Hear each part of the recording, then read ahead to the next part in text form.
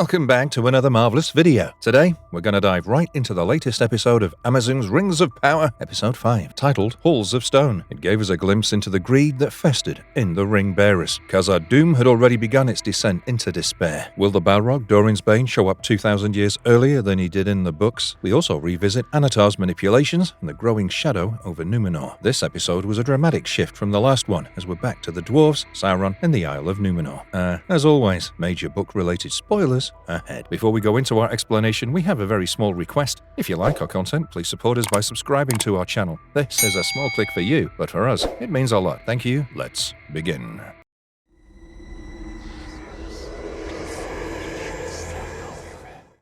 Back to the mines. Picking up where we left off in the third episode, the 7 dwarven rings of power had been forged with Durin III already wielding his ring-pop-looking jewel. We also hear disembodied voices coming from the ring, reminiscent of Sauron's One Ring, which infamously wore away its wearer over time. This episode focused much on the effects of the rings of power on their wearers. They can be seen as symbols of foresight. For instance, Durin III's ring gave him foresight into his mountain, telling him to dig into the foundation walls that would grant the kingdom sunlight again. In the episode, Durin III was seen wearing what's popularly known as the Ring of Thror, which was passed down the House of Durin for thousands of years until Sauron reclaimed it in Dol Guldur. As Tolkien clearly stated, the rings of power can only enhance the innate abilities of its bearer. The dwarven rings of power fueled their desire for dominion over their territories, which caused the clans to become greedier as they amassed immeasurable wealth. Speaking of that, Durin III also offered to distribute the remaining rings to the other 6 clans of dwarves. For context, the 7 legendary clans of dwarves in Tolkien lore are the Longbeards, aka Durin's folk, Broadbeams and Firebeards from the Blue Mountains, Stiffbeards, Iron Fists, along with Stonefoots and Blacklocks from the east. Some of them fled to Khazad-dûm following the fall of Beleriand. In this episode, the showmakers took a creative leap by showing an unproportionate greed eating away at Durin III, which was a jarring difference from his altruistic demeanor in Season 1. Tolkien expressed that the temptation born from the Rings of Power never inflicted the dwarves, helping them amass piles upon piles of treasure. What we've seen so far was the ring plaguing Durin III with a dragon sickness-like ailment akin to the One Ring seductions. We also saw the king impose a hefty tax on his people, a decision no doubt prompted by the ring. Meanwhile, Princess Disa's stone singing skills had begun to feel obsolete in the face of the new Ring of Power, but her ancient art revealed the existence of a terrible being in the untouched depths of Khazad-dûm. No, this absolutely can't be the Balrog. If it does happen to be,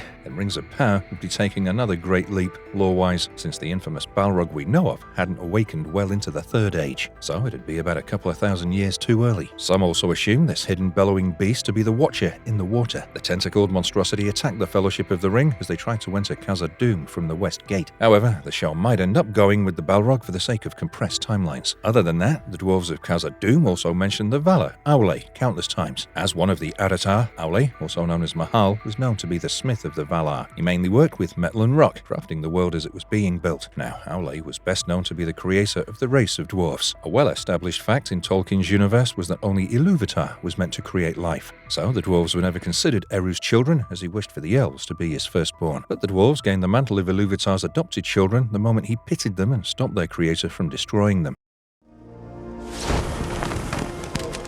The doors of Durin. A shadow over Eregion. Over in Eregion, we got a few sweet moments of friendship between Narvi the dwarf and Lord Celebrimbor. Narvi was known to be the most extraordinary dwarven craftsman of his time, and he built the doors of Durin in collaboration with Celebrimbor. Keep in mind that the animosity between the dwarves of Khazad-dûm and the elves of Eregion was non-existent in the Second Age. The two realms generously traded with one another, and in fact the Noldor elves got along best with dwarves, sharing their love of craftsmanship. So, Narvi's friendship with Celebrimbor was more than likely, so much so that the doors of Durin was also known as the Hollin Gate. Hollin is another name for Eregion. We got a look at the legendary West Gate, which read, "The doors of Durin, Lord of Moria. Speak, friend, and enter. I, Narvi, made them." Celebrimbor of Hollin drew these signs. You can't help but remember Gandalf racking his brains for the password, one that was right in front of him. The doors were inlaid with Ithildin, an elven substance made from metal mithril, mainly used by Celebrimbor's guild of jewelsmiths in their craft. The most fascinating aspect of this substance was the fact that it would turn visible in the light light of the moon and stars. But in the show, the inscriptions on the doors were clearly visible even without celestial light, taking away the element of magic. Moving on,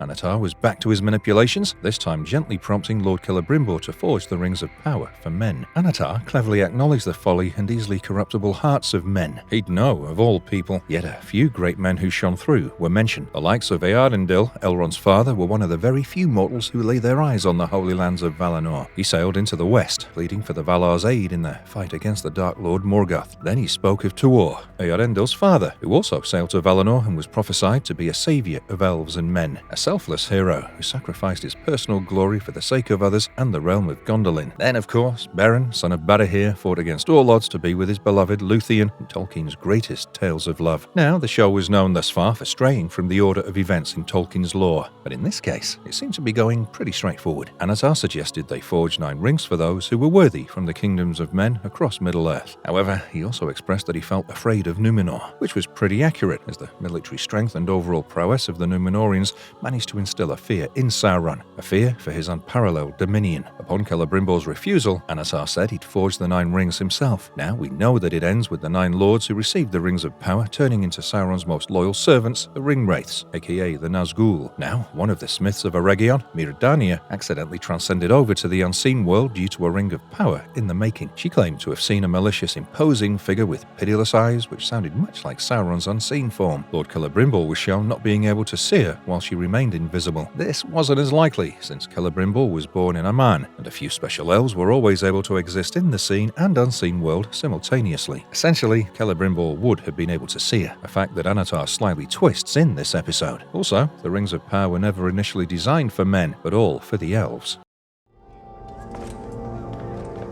I don't know if you're aware, but I've been promoted to...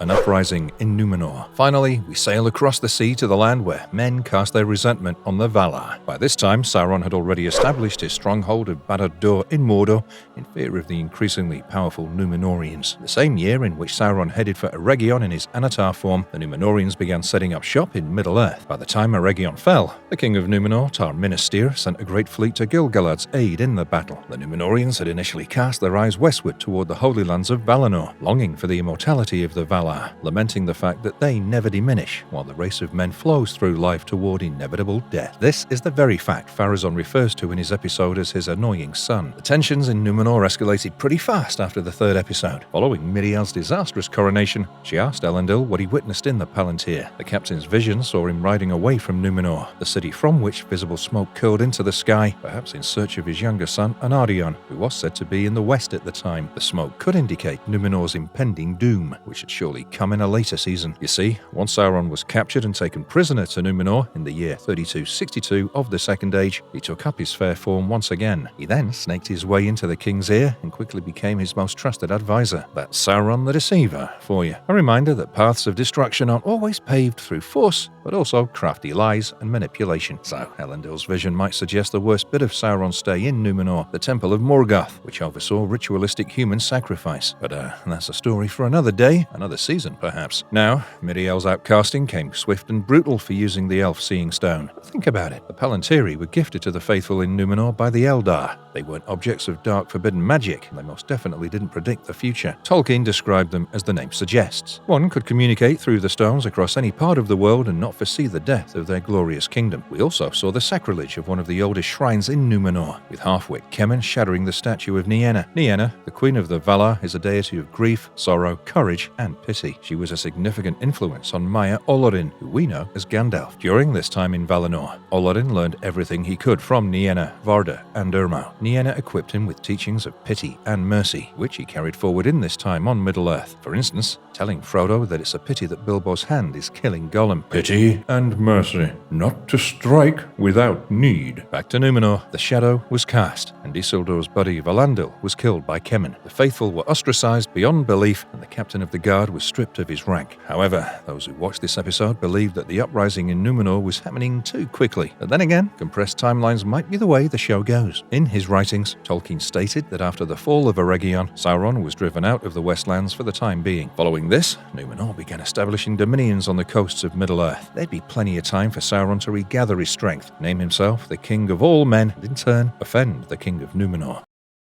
Marvelous verdict. The most unlikely part of this episode was when Galadriel even considered allying with Adar and his army of orcs against Sauron. As we said, there's a lot that went down before the fall of Númenor. We can only hope that the show doesn't rush through this monumental event, thus ruining its impact. All in all, this episode was the best of the season so far, with Elendil, played by Lloyd Owen, capturing every scene in which he performed beautifully. Let us know what you think of this episode in the comments. Where do you think they'll drive the Khazad-dûm storyline? Is the fall of Númenor closer than we think? And if you liked our content, don't forget to leave a like and subscribe to us if you haven't already. Have a good one and be safe. Thanks everyone.